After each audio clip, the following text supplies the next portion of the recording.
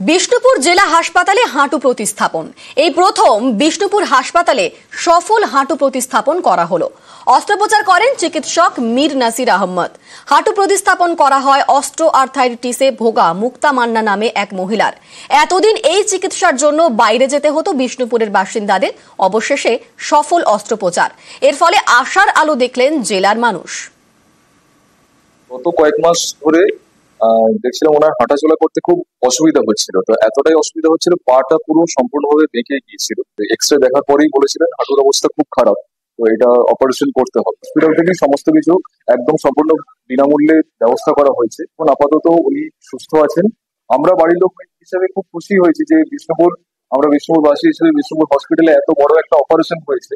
তো এটার জন্য আমরা খুব খুশি।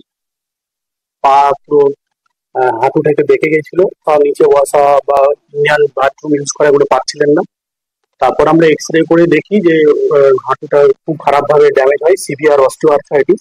আমরা আলটিমেটলি এখানে একটা নি রিপ্লেসমেন্ট করেছি। তো বেশ বড় অপারেশন এবং এই ফার্স্ট টাইমই হলো এখানে।